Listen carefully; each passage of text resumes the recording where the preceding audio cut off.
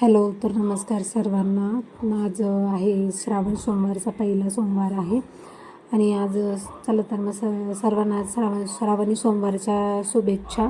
आणि आता मी प्रथम पटापट हे सर्व कामावरून घ्यायचं आहे. मला सकाळचं स्वयंपाक वगैरे झालेला होता. मुलांना कोणाला खिचडी बनवून दिलेली, कोणाला चपाती आणि भाजी बनवून दिलेली आहे टिफिनला समृद्धीला. आणि म्हणून मग आता हे भांडे वगैरे घासून घेणार आहे मी. सर्व भांडे झाले की किचन वगैरे साफ करून घ्यायचं आहे. किचन वगैरे साफ करून घेणार आहे. त्यानंतर मग पटापट मला ना मंदिरातसुद्धा जायचं. आज आहे श्रावण सोमवार, तर मंदिरात भरपूर गर्दीसुद्धा असते. त्यामुळे मग लवकर आवरून म्हटलं पटकन. आणि काव्या आणि प्रथमेशलासुद्धा सोबत घेऊन जायचं होतं आणि त्यानंतर त्यांना शाळेत सोडवायचं होतं. तिकडून आल्यावर त्यांचं आवरायचंसुद्धा आहे. त्याच्यामुळे मग म्हणून म्हटलं पटापट घरातलं आवरून घेऊया. त्यानंतर घरातली देवपूजासुद्धा अजून बाकी आहे. आंघोळ वगैरे झाली, त्याच्यानंतर टिफिन्स वगैरे झाले आणि नंतर मग मी पहिले किचन वगैरे आवरून आणि झाडू पोछा वगैरे सगळं करून घेते म्हटलं. आणि त्याच्यानंतरच मग घरातली देवपूजा आणि मग बाहेर मंदिरात जायचं होतं. भोलेबाबाच्या मंदिरात जायचं आहे. आणि महादेवाचं मंदिर आम्हाला भरपूर काही दूर नाही आहे, इथं जवळच आहे. त्याच्यामुळं मग मी दर सोमवारी जात असते. पण श्रावण सोमवार म्हटलं की एक वेगळाच आनंद असतो आणि उपवास धरतो. त्याच्यानंतर मी असे नेहमीचे उपवास नाही धरत, फक्त श्रावण सोमवारचे 4 उपवास धरते. त्याच्यामुळे वेगळाच आनंदसुद्धा असतो. आणि कोण श्रावण सोमवारला तिखट खात नाही किंवा गोडच खातं, असं काय असतं ते कमेंटमध्ये मला सांगा, कारण मी सुद्धा फक्त गोडच खाते. आणि तसं तर आज तर जास्त काही घेत नाही. सकाळपासून एकदा चहा घेतलेला होता आणि मग म्हटलं नंतर पूजा वगैरे झाली का त्यानंतर घेईल मग अजून चहा. बघा सगळं किचन वगैरे आवडलेलं आहे, भांडी झाली, सगळं किचनसुद्धा आवरून झालेलं आहे. त्या किचनच्या बेसिनजवळ आहे ना स्टाईल नाही ना, त्यामुळे ते काळं झालेलं आहे. कितीही घासलं तरीसुद्धा निघतच नाही. त्यानंतर भांडे झाले, त्यानंतर कपडे वगैरे सुद्धा धुवून झालेले आहेत माझे. म्हटलं आणि वरती टाकून द्या. आणि वातावरण इतकं छान होतं, म्हणजे मध्येच पाऊस येत होता, मध्येच असं उघडलेलं सारखं होतं, पण हवा इतकी होती खूप असे कपडे म्हणजे टिकतच नव्हती, इतकी हवा होती. त्याच्यामुळे मग म्हटलं ठीक आहे, थोड्या वेळ टाकून देऊया, तितकंच पाणी निघून जाईल त्याच्यातलं. मग पाणी टाकून निघाल्यावर नंतर मग खाली घेऊन जाईल मी, नाही का. त्याच्यामुळं मग मी थोड्या वेळ टाकलेलं आहे वरती. आणि त्यानंतर मग घरातली देवपूजा वगैरे सगळं आवरलेलं आहे मग घरातली देवपूजा स्टार्ट केली. सर्व देव वगैरे धुवून ठेवले. त्यानंतर महादेवाची पिंड आहे माझ्याकडे म्हणून त्याला दुधाने अभिषेक केला. त्यानंतर पाण्याने स्नान घातलं आणि मग त्यांना व्यवस्थित देवघरामध्ये ठेवलं आहे. आणि त्याच्यावर आता बेलपत्र, तांदूळ, आणि आज पहिला सोमवार आहे तर तांदूळ आज व्हायचा असतात. त्यामुळे मग बेल वगैरे व्यवस्थित चांगले बेल बघत होते त्याच्यातून, आणि बेल पण वाहिले. त्याच्यानंतर तांदूळसुद्धा वाहून घेतलेला आहे. प्रसादाला केळं ठेवलेली आहेत. दिवाबत्ती झालेली आहे माझी. अगरबत्ती, कापूरसुद्धा सगळं आवरून घेणार आहे मी आता. आरती वगैरे सगळं करून घेणार आहे. आणि आरतीचं काही टाकत नाही कारण खूप मोठा व्हिडिओ होऊन जाईल त्याच्यामुळे. मग त्यानंतर सर्व काही आता पूजा झाली की मला आता ताट करायची आहे. जे पूजेसाठी नेणार आहे मी ते वस्तू तुम्हाला दाखवते.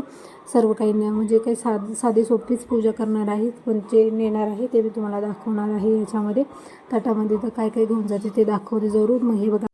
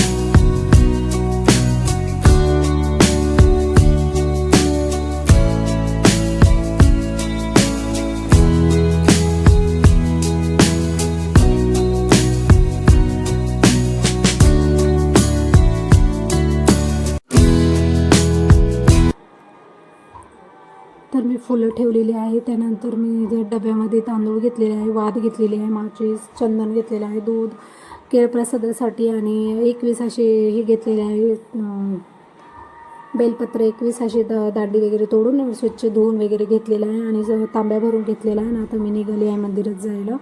म्हटलं जवळच आहे मंदिर, त्याच्यामुळं मग मुलांनासुद्धा घेतलं. म्हटलं तिकडून आल्यावर त्यांना शाळेचं आवरून मग शाळेत पाठवूया. म्हटलं तुम्ही सोमवारी पहिले पाया पडून आपण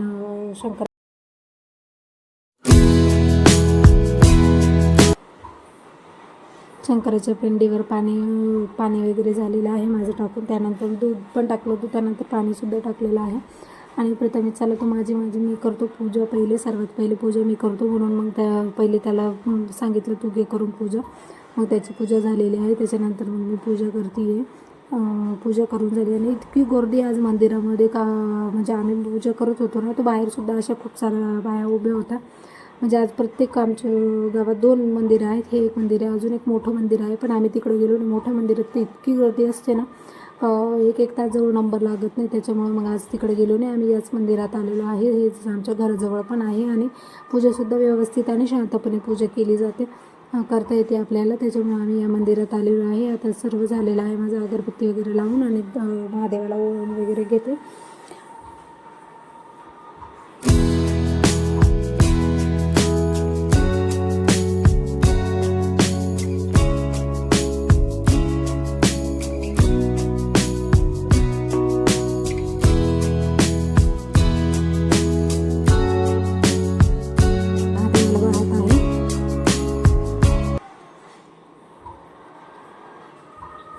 त्यानंतर मी आता घरी गेल्यावर माझ्यासाठी चहा करणार आहे, कारण की खिचडी वगैरे साबुदाण्याची तर खायला काही जमत नाही आणि मला गोड खिचडी आवडतसुद्धा नाही.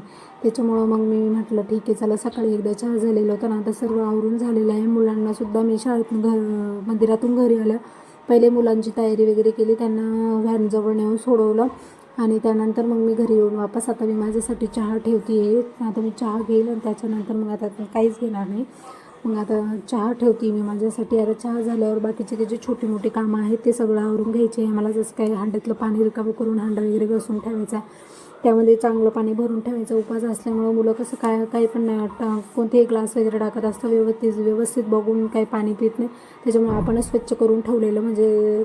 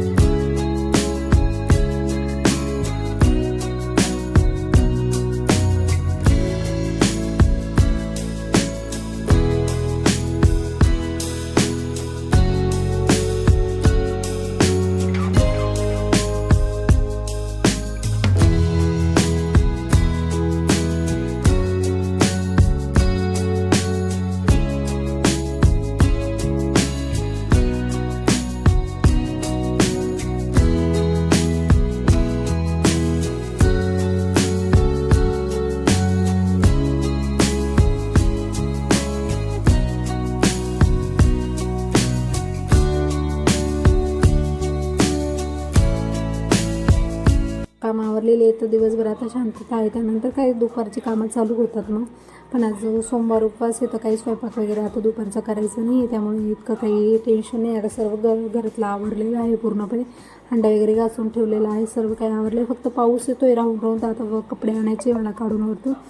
आणि हे बघा मग माझा चहा झालेला आहे आणि चहा घेणार आहे मी आता. आणि आता मी आजचा हा ब्लॉग इथेच संपवते. आणि तुम्हाला माझा आजचा व्हिडिओ आवडला असेल तर नक्की मला कमेंटमध्ये सांगा. आणि माझा पूर्ण व्हिडिओ बघितल्याबद्दल सर्वांचे धन्यवाद. आणि प्लीज चॅनलला सबस्क्राईब करून घ्या, म्हणजे माझे असेच नवनवीन व्हिडिओज तुमच्यापर्यंत पोहोचतील. आणि मी सुद्धा माझ्यामध्ये इम्प्रूव्हमेंट करण्याची कोशिश करत आहे आणि तुमच्यासाठी छान छान व्हिडिओ घेऊन येणार आहे मी. तर आजचा हा पूर्ण व्हिडिओ बघितल्याबद्दल सर्वांचे धन्यवाद आणि थँक्यू.